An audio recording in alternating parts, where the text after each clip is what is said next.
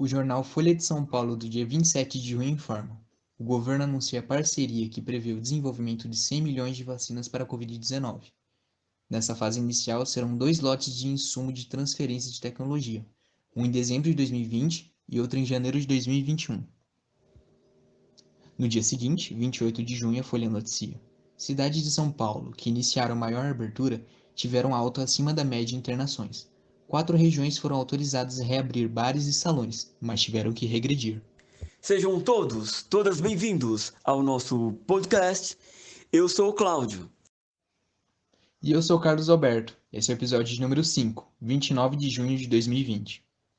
Os temas de hoje são vacina para a Covid-19, medidas de combate à pandemia e relaxamento da quarentena.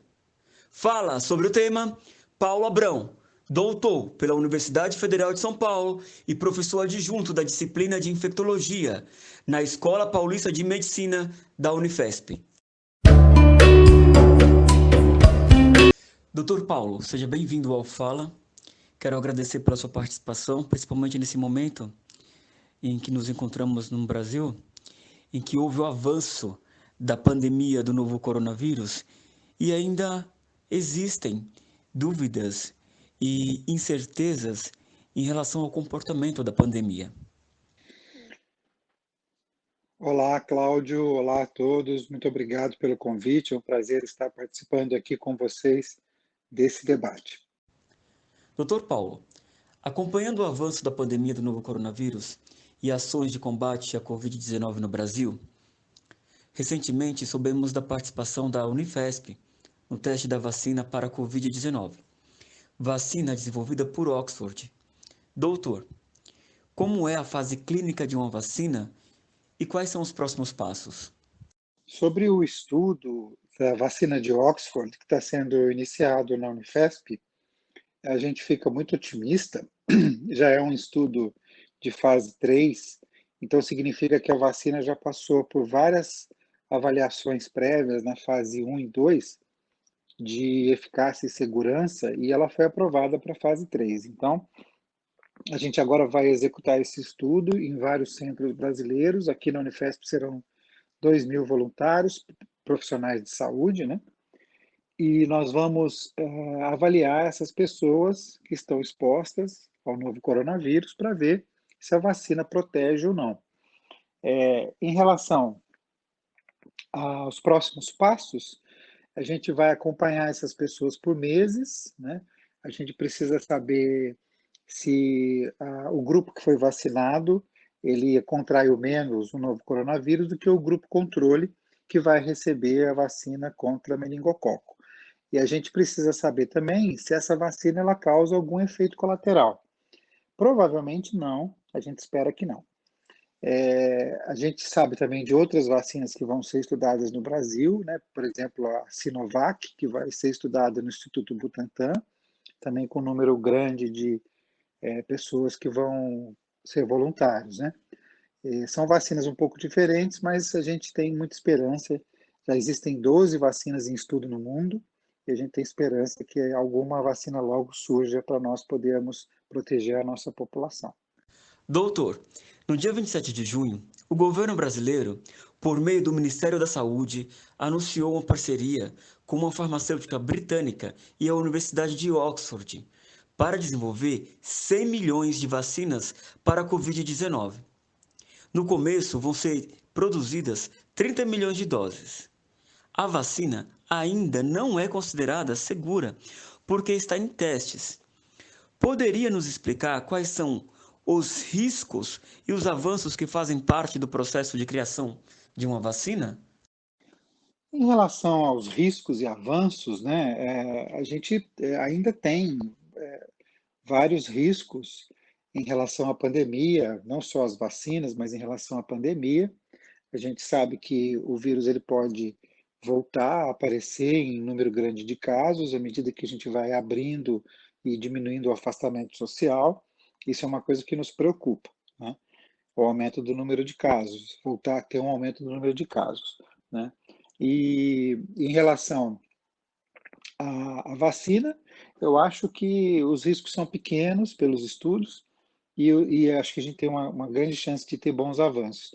Uma coisa importante é que os estudos para medicamentos continuam, a gente está numa corrida para ver se acha logo uma medicação que possa curar essas pessoas, né, ou reduzir a gravidade dos quadros, né, reduzir a mortalidade, reduzir o sofrimento das pessoas, né. Em relação às vacinas que o governo comentou que vai comprar, né, eu entendo que isso é uma intenção de compra, não é uma compra efetivada, porque elas precisam ser aprovadas após o término dos estudos. O governo não pode utilizar uma vacina que não foi estudada até o fim e que não foi liberada pela Anvisa ou pelas agências internacionais de saúde para uso público. Então, eu entendo que é uma intenção de compra que só vai ser realizada mesmo depois da aprovação final dos estudos com essa vacina. Dr. Paulo, diariamente são informados dados de mortes e infectados pela Covid-19 no Brasil. Por exemplo, os dados de 27 de junho mostram que o Brasil já soma 57.103 mortes e conta com 1.300.000 infectados, com 994 óbitos em 24 horas. Na sua avaliação, como um especialista da área de infectologia e analisando os dados da Covid-19 no Brasil, em que momento nós estamos da pandemia?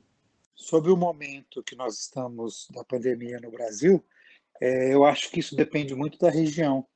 A pandemia ela tem idades diferentes dependendo da região, dependendo do momento de começo.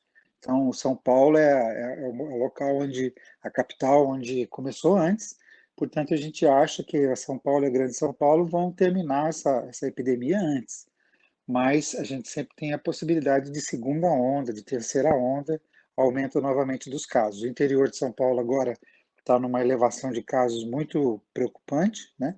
E a gente tem outras regiões do país também que estão ainda em elevação dos casos, por exemplo, o Nordeste preocupa muito, a região Norte também, até porque são regiões que têm menos recursos do que o Sudeste e o Sul do país.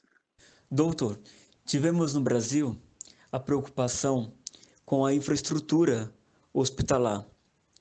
Por exemplo, a falta de leitos e de equipamentos, como respiradores para tratamento da Covid-19. Eu gostaria de saber se mesmo estados e municípios que têm uma infraestrutura com número de leitos dentro do esperado, com esse aumento de casos de infectados e de mortes no Brasil, se mesmo esses municípios correm o risco de sofrer um colapso no sistema de saúde. Em relação aos municípios, né, as várias regiões, municípios, cada um tem a sua realidade própria. Então, os gestores municipais, eles têm que fazer comissões para avaliar como que eles fazem para atender as pessoas, né, se eles podem atender com leitos, com equipes, com equipamentos, né, pessoas para atender, né, não adianta nada você ter o equipamento e o hospital se você não tem médico, enfermeiro, fisioterapeuta, pessoal da saúde mental, né.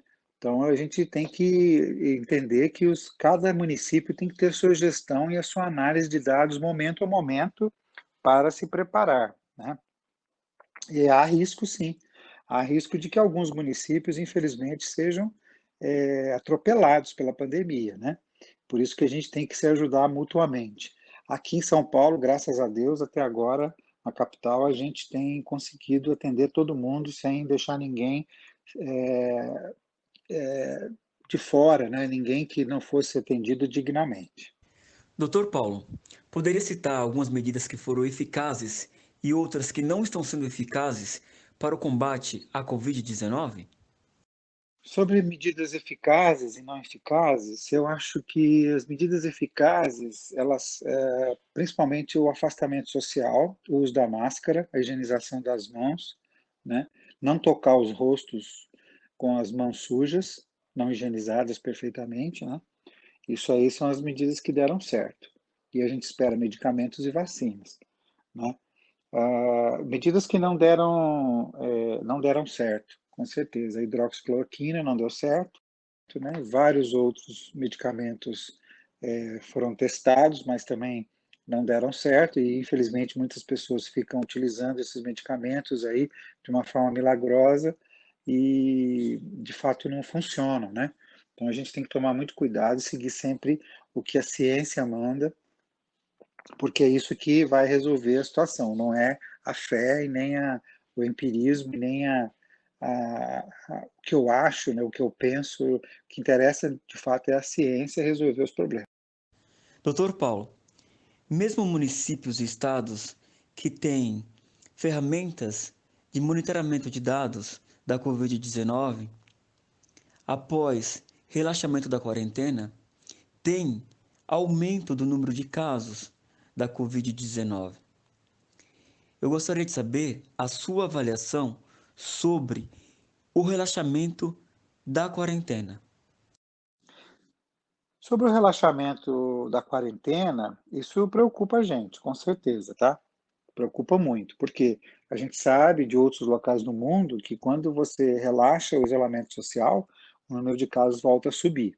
Mas a gente está bem atento, né? Ah, os governos eles têm critérios para relaxar o afastamento social.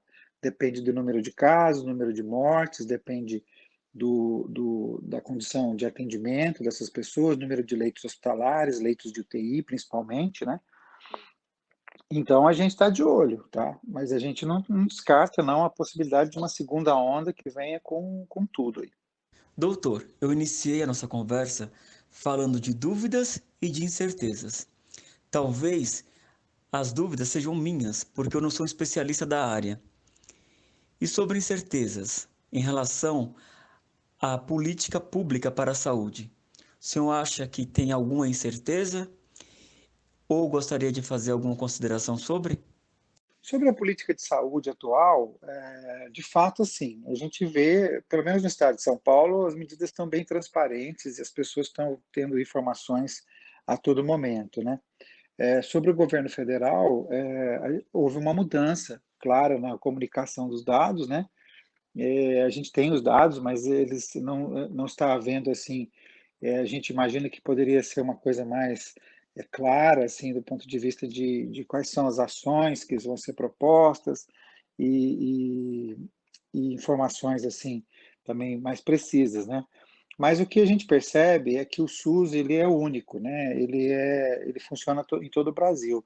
E os técnicos do SUS eles são excepcionais, eles são excelentes, são muito capazes e a gente acredita que esses técnicos eles vão resolver o problema do país principalmente em regiões mais pobres que preocupam a gente, que é o Nordeste e o Norte. Isso aí a gente confia muito nos técnicos do SUS para resolver essas questões aí. Por fim, doutor Paulo, eu quero agradecer sua participação aqui no Fala e gostaria que deixasse uma mensagem aos estudantes que escutam o nosso programa. Muitos deles querem estudar medicina e, como sabemos, estudar medicina no Brasil é uma tarefa muito difícil. Mas, para aqueles que almejam e para a sociedade, é algo muito importante. Olha, eu queria deixar um recado para os alunos que estão escutando a gente, tá? Para que eles se empenhem bastante nos estudos. A gente sabe que não é fácil, né? Muitas famílias têm dificuldades, mas que eles se empenhem muito, que eles estudem muito, porque esse é o caminho para a gente melhorar a nossa sociedade, a vida de cada um e a vida da sociedade, né? Então, bastante estudo, bastante empenho, que eles escolham a carreira que gostem, tomara que escolham medicina, que é uma carreira que a gente pode ajudar muitas pessoas, que a gente pode fazer muita coisa boa em prol do social, em prol do coletivo, né? Então, são várias carreiras que podem também ajudar a sociedade. E assim a pessoa vai ter uma vida legal, feliz, gratificante e ajudando as pessoas que estão ao seu redor, né? Não desanimem nunca, a gente sabe que não é fácil, mas tenham força e espero que todos tenham muito sucesso aí, que a gente consiga superar tudo e vocês tenham sucesso na vida. E que façam medicina, sim, ou alguma outra carreira na área de saúde, né? Enfermagem também é muito bonito. O pessoal da saúde mental, fisioterapia, Tem várias áreas na saúde que são muito legais, assim. E pesquisa também, né? De repente a pessoa vai enveredar pela pesquisa, vai ficar na universidade, ou vai ficar em algum instituto de pesquisa, ajudando a comunidade, a sociedade, tá? Então, eu queria agradecer muito aí, novamente, aí a vocês o convite, né, e dizer que a gente está à disposição do que for necessário, tá bom? Abração. Este foi o Fala, o podcast crítico. Divulguem, compartilhem e sigam o Fala nas mídias digitais e redes sociais. Este projeto não tem monetização. Ele é feito para a educação pública e gratuita. Até mais. E este foi o Fala de número 5. Espero que tenham gostado. Até o próximo programa.